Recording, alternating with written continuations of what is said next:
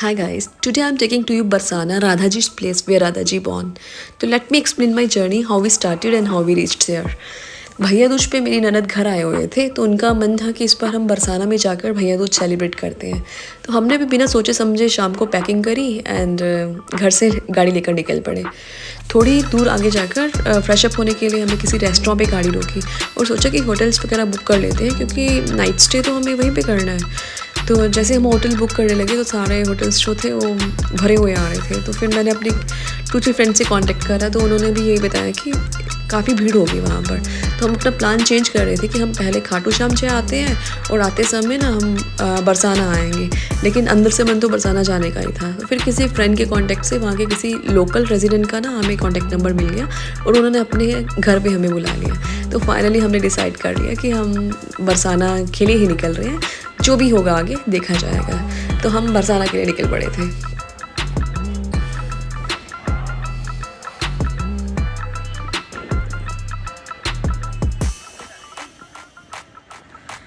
जैसे ही हम बरसाना एंटर हुए तो पटाखों की इतनी आवाज़ें सुनाई दे रही थी क्योंकि जल्दी ही दिवाली हुई थी।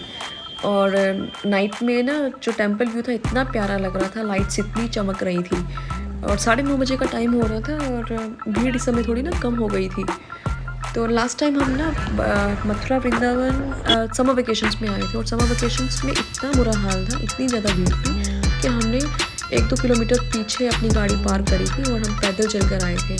और बुरा हाल हो गया था कि पैदल चलकर, और ज़्यादा टेंपल्स में भी हम घूम नहीं पाए थे, हम वापस चले गए थे। तो ये जो मौसम है ये सबसे अच्छा बेस्ट सीज़न है अगर हमें कभी भी कहीं घूमने जाना है, क्योंकि ना ज़्यादा गर्मी होती है ना ज़्यादा सर्दी होती है और अगर थोड़ी भीड़ भी मिल जाए तो इतना बुरा हाल नहीं होता। और ये जो ब्रिज था, इस ब्रिज को क्रॉस करते ही बरसाना था।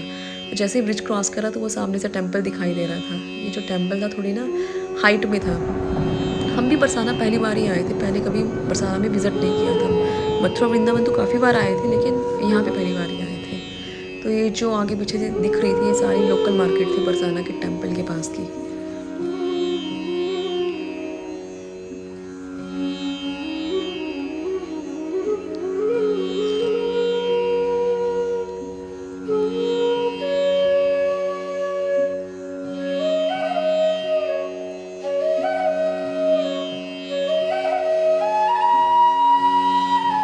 जिनके घर हमने रात को स्टे करना था वो दरअसल उनका घर जो था वो टेंपल के पास ही था और वो टेंपल के ना पुजारी थे। भाई दूज के एक दिन पहले गोवर्धन पूजा होती है और जिस दिन हम निकले थे उस दिन गोवर्धन पूजा ही थी। तो ये जो फेस्टिवल है इन जगहों में काफ़ी अच्छे तरीके से सेलिब्रेट किया जाता है। जैसे ही हम उनके घर पहुँचे तो वो गोवर्धन की पूजा कर रहे थे, तो उन्होंने हमसे भी बड़े विधि विधान से गोवर्धन की पूजा कराई। वो जैसे जैसे बताते गए हम भी वैसे वैसे करते गए, क्योंकि हमारे तरफ गोवर्धन की पूजा का ट्रेडिशन आई थिंक थोड़ा अलग है। तो यहाँ पे इन्होंने गोबर के गोवर्धन बनाए थे, कृष्ण भगवान जी बनाए थे और उनकी पूजा की जा रही थी। तो that was a nice experience for all of us to know the new tradition.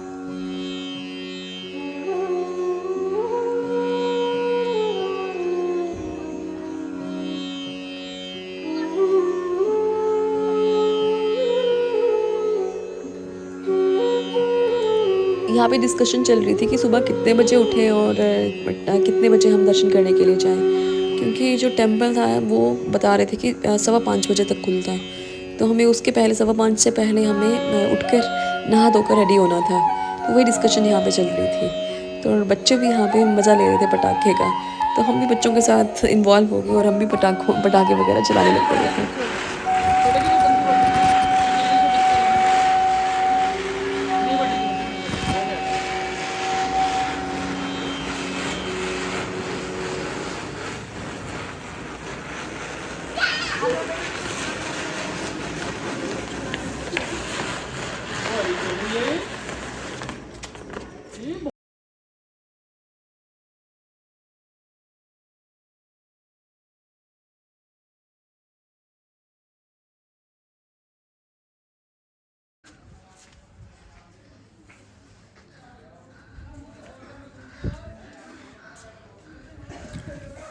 हम सुबह 4:15 तक सारे उठ गए थे और सभी ने उठकर नहाया धोया और तैयार हुए और मंदिर की तरफ चल पड़े। तो काफ़ी सीढ़ियाँ थी वहाँ पर मंदिर की तरफ जाने के लिए। तो जैसे ही मंदिर की सीढ़ियाँ ख़त्म हुई तो वहाँ पर स्टार्टिंग पे ही ना राधा जी को वहाँ पे शिव जी कहते हैं, तो उनके वहाँ पे चरण पादुका थी, मतलब कि चरण थे, तो सारे लोग वहाँ पे ना उनके चरणों के दर्शन कर रहे थे।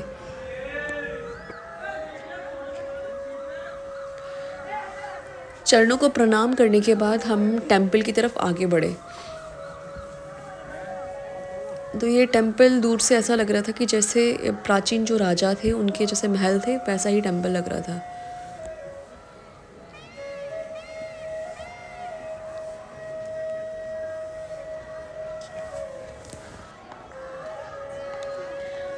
तो अर्ली मॉर्निंग भी काफ़ी भक्त जो थे वो माता के दर्शन करने के लिए काफ़ी लोग आ गए थे, और अभी जो मेन डोर था वो खुला नहीं था, तो जो भक्त थे वो मंदिर के जो मेन डोर के बाहर जो सीढ़ियाँ थी वहाँ पर बैठकर मंदिर के मेन डोर के खुलने का इंतज़ार कर रहे थे और भजन कीर्तन कर रहे थे।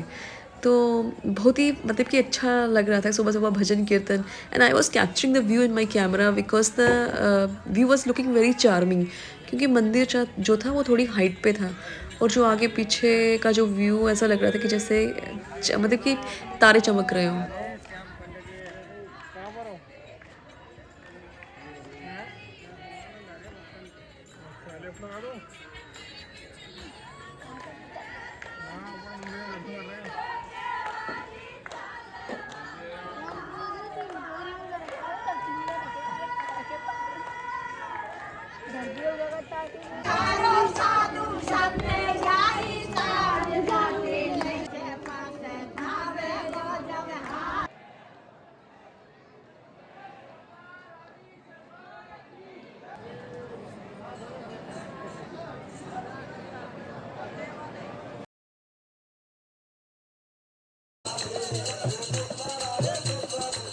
जैसे ही मेन एंट्रेंस खुला तो भक्तों की जो भीड़ थी वो मंदिर में एंटर हो गई।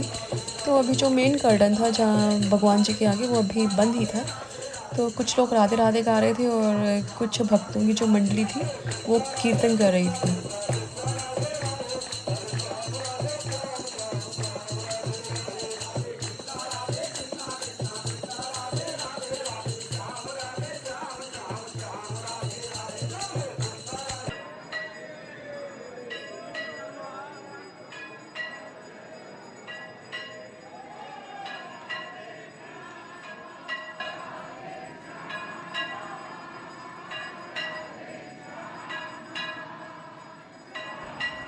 जैसे ही कर्टन हटा तो बांके बिहारी की मूर्ति के दर्शन हुए। तो बांके बिहारी की मूर्ति के साथ ही राधा जी की मूर्ति थी, वो बहुत ही पॉइंटेड थी। तो उनका जो फेस था बहुत ही छोटा था राधा जी का। तो उसके साथ ही आरती शुरू हो गई। आरती में खड़े होकर ऐसा मन कर रहा था कि वहीं पे ही खड़े रहें, वहाँ से हिले नहीं। ऐसा लग रहा था कि सुबह-सुबह हम किसी हेवन में पहुँच गए हैं।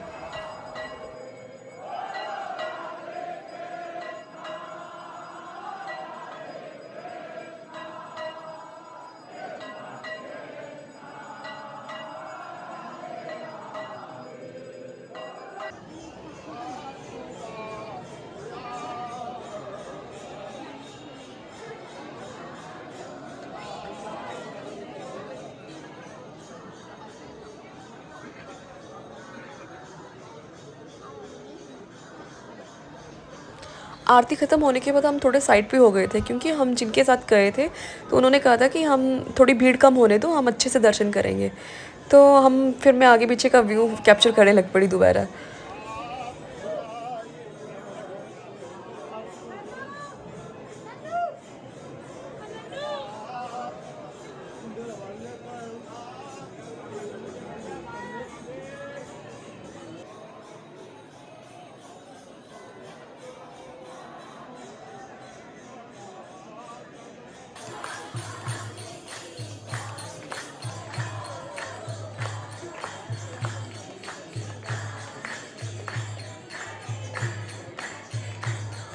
उसके बाद जब थोड़ी भीड़ कम हुई तो हमने बड़े पास जाकर राधा जी और बांके बिहारी जी के दर्शन करे, बड़े सुकून से दर्शन करे। लेकिन उस समय मैं रिकॉर्ड नहीं मैंने किया, क्योंकि उस सब पहले तो सभी कुछ कैमरे से ही देख रही थी। तो